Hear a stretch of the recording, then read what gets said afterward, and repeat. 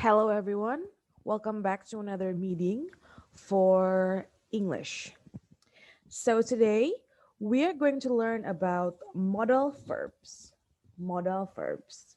And the modal verbs we are going to learn is can and will. Let's get started. So, we have three topics to discuss today. I'm going to introduce you to modal verbs. Saya akan memberikan pengenalan singkat untuk modal verbs. Kemudian kita akan bahas soal modal verbs can, describing about the modal verb can. Kemudian kita terakhir kita akan bahas soal modal verbs will. Jadi kita describing about the modal verb will. Okay, let's get started. This is a fun fact, ada fakta unik yang harus Anda tahu. The most common modal verb overall in academic writing is can. Jadi modal verb yang paling sering digunakan dalam penulisan adalah modal verb can. Oke. Jadi mari kita mulai saja dengan materi pertama yaitu modal verbs, a short introduction to modal verbs. Jadi seperti yang Anda bisa lihat di presentasi, modal verb kadang-kadang disebut juga sebagai kata kerja bantu. Mereka mengungkapkan hal-hal seperti kemungkinan, possibilities, izin, permission, dan juga kewajiban. Can, could, might, may, must, should, will, would, dan shall adalah modal verbs. Jadi sebenarnya apa itu modal verbs? Modal verbs adalah auxiliary verb yang mengekspresikan kebutuhan atau kemungkinan. Auxiliary verb itu disebut juga helping verb yang berarti membantu kata kerja lain menunjukkan suasana hati dan juga tenses. Di sini bisa dilihat ada tiga rules dalam modal verbs. Yang pertama, Anda tidak boleh menambahkan s untuk membentuk orang ketiga present tense. Jadi seperti yang kita tahu, biasanya pada present tense kalau orang ketiga ditambahkan s di belakang. Tetapi untuk modal verbs tidak bisa. Jadi Anda tidak boleh misalnya mengatakan he cans atau she cans. Can saja tanpa s. Yang kedua, mereka juga tidak memiliki bentuk infinitive atau bentuk continuous tense. Misalnya I am canning or I am wielding, itu merupakan bentuk yang salah. Terus modal verb selalu diikuti oleh kata kerja dasar. Jadi bukan verb 2 atau verb 3 atau verb ing, tetapi kata kerja dasar seperti walk, help, sing, play, atau write, dan juga masih banyak lagi. Okay, let's continue. The second material is about modal verbs can. Jadi can is one of the most used modal verbs in English. Jadi seperti yang tadi saya sudah jelaskan, can adalah salah satu modal verb yang paling sering digunakan dalam bahasa Inggris. It can be used to express, fungsi dari can bisa untuk mengekspres ability, kemampuan, possibilities, kemungkinan, permission, izin, request, permintaan, atau offer. Di sini ada general structure of can in a sentence.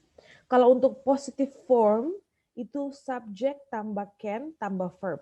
Misalnya, Ani can walk. Atau Ani can fly. Kembali lagi di peraturan yang tadi bahwa modal verb selalu diikuti dengan verb dasar. Ada terus negative form dari general structure can adalah subject, lalu cannot atau can't, tambah verb. Jadi seperti Ani cannot fly atau Ani can't fly. Bisa juga Ani can't drink misalnya. Terakhir ada question form, yaitu simply taruh can-nya di depan subjek. Jadi can dan subjek ini tukar posisi saja. Can di depan, kemudian subjek, kemudian verb. Jadi can plus subject plus verb. Contohnya adalah can Ani walk atau can Ani drink.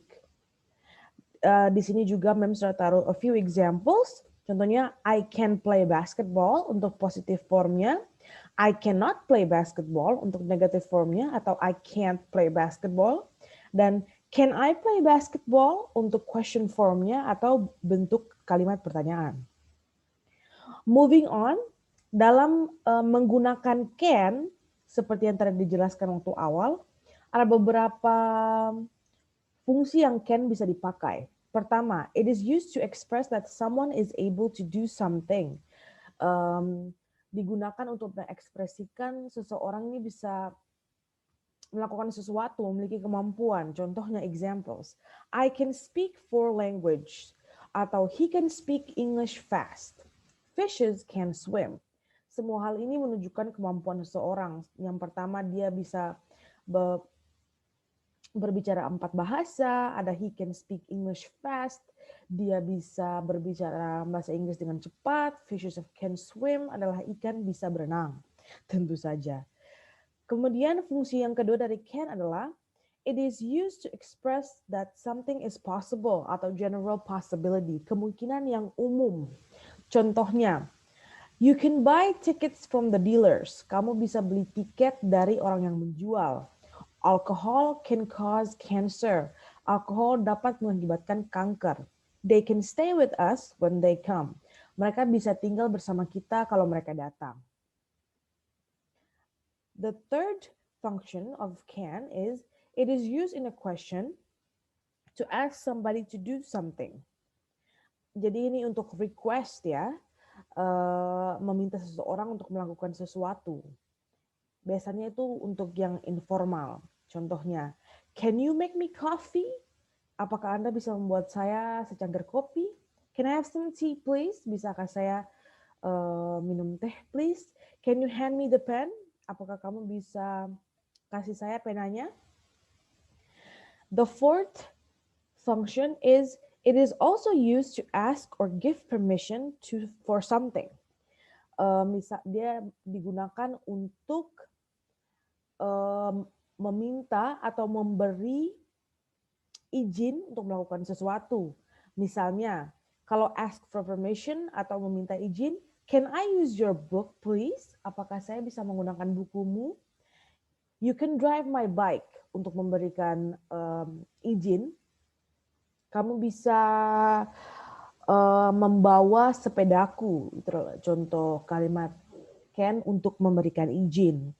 The next function is it is used in offers to help someone or to do something for someone. Ini tadi masih ada hubungannya dengan yang tadi. Ini untuk mensugestikan seseorang kalau dia mau membantu atau dia mau melakukan sesuatu untuk seseorang itu. Misalnya, can I help you? Bisakah saya membantu Anda? Atau there is nothing left in the fridge. Can I do some shopping for you? Tidak, kulkas kamu kosong nih. Apakah saya bisa belanja buat kamu? The next function is for cannot. Ini untuk bentuk negatif dari can, tadi yang saya sudah jelaskan, cannot.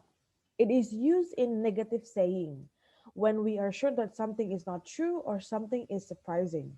Misalnya, jadi kita pakai can't bisa untuk saat kita tidak yakin akan sesuatu, bukan tidak yakin, tapi kita yakin kalau sesuatu itu tidak benar atau kita merasa sesuatu itu mengejutkan seperti ini. It can't be raining, the sun is shining and there are no rain clouds.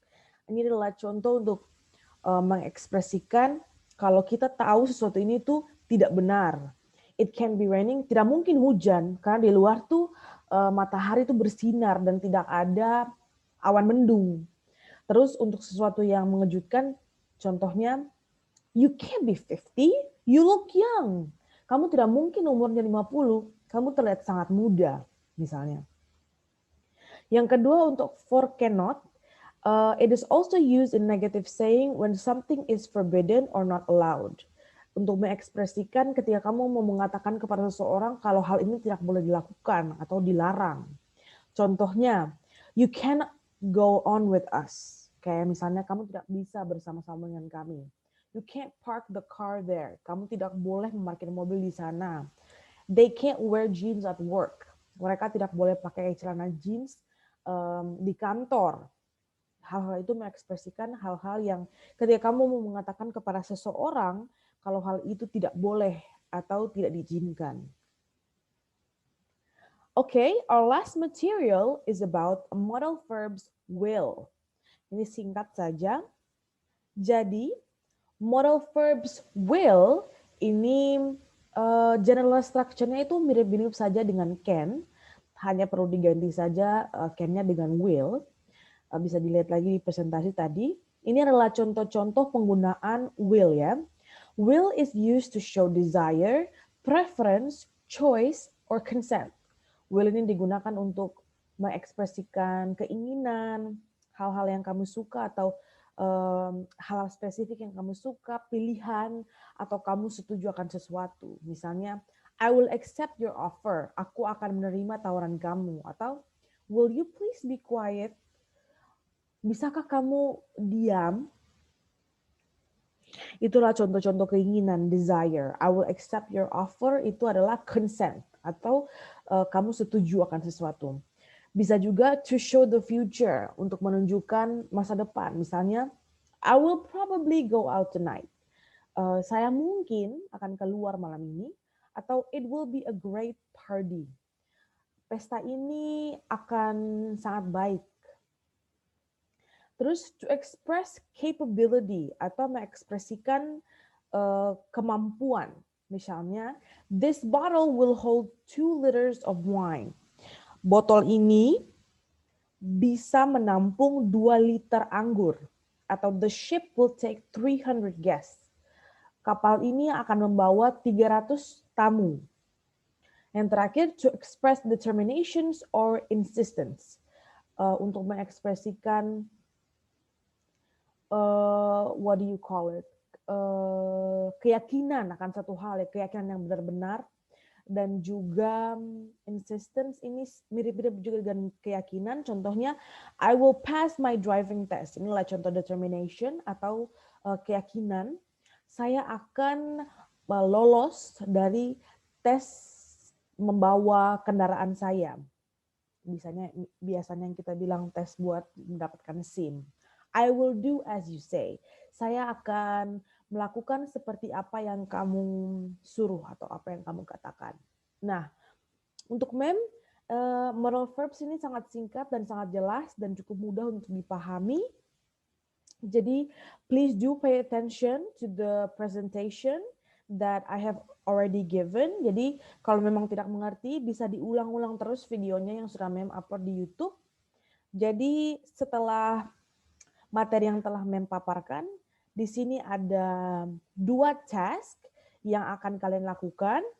Ini mem sudah taruh linknya di presentasi, tapi mem juga akan taruh linknya di deskripsi video di bawah. Jadi kalian bisa mengaksesnya lewat deskripsi video di bawah. Nanti kalau sudah selesai, bisa screenshot hasilnya dan kirim ke mem. Mem akan kasih petunjuk lebih lanjut lagi untuk kirim di mana. Yang penting kalian ke link ini, akses linknya, dan kemudian kerjakan tugasnya, lalu screenshot ke mem. Oke, hasilnya seperti apa. Sebelum mem menjelaskan lebih lanjut tentang tugas ini, mem hanya mau mengingatkan kalau jangan lupa komen nama kalian di bawah video ini dan juga kelas kalian. Karena kalau tidak ada komen, maka mem tidak akan bisa mengambil absen. Karena mem mengambil absen dari komen yang Anda tulis di bawah video ini. Jadi tolong komen nama lengkap Anda sesuai absen dan juga kelas Anda. Kemudian jangan lupa like dan subscribe channel ini supaya bisa mengakses video-video yang akan mem posting lagi untuk materi-materi ke depan.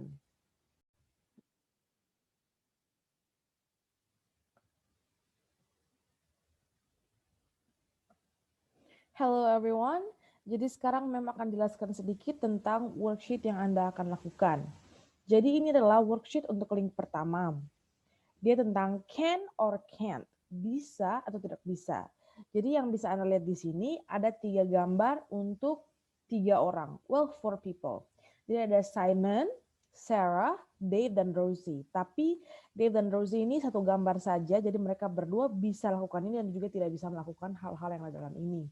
Jadi yang ada tanda centang di samping gambarnya, itu berarti mereka bisa melakukannya. Contohnya, Anda bisa lihat di sini ada gambar someone holding a basketball. Jadi di sini berarti Simon can play basketball. Simon bisa bermain basket.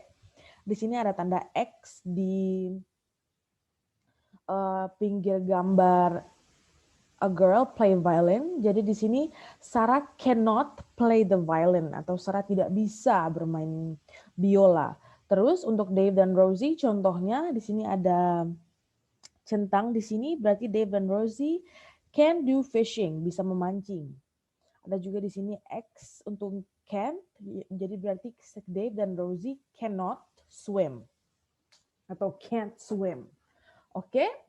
Jadi pokoknya semua bagian tes yang ada di sini itu Anda harus melihat lagi kembali gambar-gambar yang ada di atas ini. Memang akan jelaskan sedikit ya. Jadi untuk bagian A ada complete the sentences with can or can't. Jadi lengkapi kalimat dengan kata can, bisa atau can't, tidak bisa. Jadi tinggal tekan saya di sini. Sarah contohnya can play the guitar. Tapi ingat Anda harus ini cuma contoh saja. Lihat lagi gambarnya. Apakah Sarah bisakah main gitar atau tidak bisa? Jadi lihat nama yang ada di depan ini, kemudian lihat lagi gambarnya dan cocokkan. And then there is B. Look at the pictures and complete the sentences with the correct words. Lihat gambar dan lengkapi kalimat dengan kata-kata yang benar. Jadi di sini Anda harus tulis mereka ini bisa melakukan apa saja. Contohnya, Rosie and Dave can 1, 2, 3, 4. Ada 4 hal yang Rosie dan Dave bisa lakukan. Lihat lagi di gambarnya Rosie dan Dave, lihat hal-hal apa saja yang Rosie dan Dave bisa lakukan. Kemudian tulis satu-satu di sini, oke? Ada 6 nomor untuk yang bagian B. Terus ada bagian C, look and answer the questions. Kembali lagi, lihat lagi gambarnya, terus lihat pertanyaannya. Can Simon play basketball? Kalau memang Anda lihat gambar dan dia bisa melakukannya, berarti tulis yes he can. Can Sarah play volleyball? Kalau Anda memang lihat dia tidak bisa mungkin, no she cannot atau no she can't. Can Rosie and Dave ski? Kalau Anda lihat memang bisa, yes, they can. Jadi kalau tidak bisa, tulis no, they can't, atau he can't, atau she can't. Kalau memang bisa, pakai yes, she can, atau he can, atau they can. Oke? Terus ada bagian D, change the affirmative sentences into negative and interrogative sentences. Jadi, kalau kalian ingat tadi di materi yang telah membahas, Mem sempat bahas tentang general sentence structure untuk can. Yang tadi Mem jelaskan soal affirmative sentences, negative sentences, dan juga question. Jadi di sini ada kalimat positif, Sarah can windsurf. Anda harus ubah untuk kalimat negatif dan juga kalimat tanya. Seperti tadi yang Mem sudah jelaskan tadi, pokoknya paham saja cara mengbulak-balik dan memasukkan can't dan juga question sentences agar bisa melakukan yang ini. Terus ada bagian E. Bagian E ini adalah jumbled sentence atau kalimat yang diacak. Jadi ingat lagi general sentence structure dari can, kemudian susun kata-kata ini menjadi kalimat yang padu atau kalimat yang benar. Langsung tulis saja di sini. Oke? Terus ada bagian F. Bagian F ini adalah write true, T, or false. Tulis benar atau salah. Jadi Anda lihat pernyataan di sini. Contohnya, Sarah can paint pictures. Sarah bisa melukis. Nah, lihat lagi ke gambar yang di atas. Lihat, benar atau tidak. Kalau benar, tulis T, true. Kalau salah, tulis false, F. Oke? Untuk bagian G ini tidak usah dikerjakan ya, langsung skip saja ke bagian H. Jadi untuk task ini nanti kalian screenshot jawaban Anda dari A sampai dengan H, terus nanti kirimkan ke Mem, nanti Mem infokan lagi untuk harus kirim di mana. Nanti Mem akan juga ingatkan lagi kalau bagian G ini tidak usah dikerjakan di deskripsi video. Jadi pokoknya screenshot hasil kalian kemudian kirim ke Mem. Mem akan juga share link 2 worksheet ini di deskripsi video. Untuk bagian terakhir ada what can you do, what can't you do. Write 8 sentences about yourself. Jadi tulis 8 kalimat tentang diri Anda sendiri. 4 hal yang Anda bisa lakukan dan juga 4 hal yang tidak bisa Anda lakukan. Contohnya, Ani jangan pakai nama, pakai I saja, pakai I. Misalnya, I can bake cakes. Saya bisa memanggang kue. Dan untuk can't adalah I can't swim. Saya tidak bisa berenang. Contohnya seperti itu. Jadi tulis 4 yang can, 4 yang can't. Oke? Jadi kemudian ada worksheet yang kedua. Kalau worksheet yang kedua itu tentang will. What will you do tomorrow? Ini singkat saya cuma satu bagian. 8 nomor. Jadi look at the images and complete each sentences using will. Jadi di sini Anda taruh will dan juga kata kerja yang sesuai dengan gambar yang di atas. Misalnya, kalau ini eat a sandwich, sudah ada jawabannya di atas ya. Berarti I will eat a sandwich. Oke? Jadi pokoknya semua yang di bawah ini sampai yang nomor 8 harus isi dengan kata will kemudian verb. Jadi lihat gambar-gambar di atas, kemudian isi di bawah sini will dan juga verbnya ya. Menurut Mem yang ini gampang saja dan simple. Jadi ini cuma 8 halaman, jangan lupa screenshot dan juga kirim ke Mem. Mem akan ingatkan lagi untuk yang bagian pertama tidak usah kerjakan bagian G. And I think that's all. That's all class, I think so. Thank you very much for paying attention to this video. I'll see you guys on the next meeting. Thank you. Goodbye.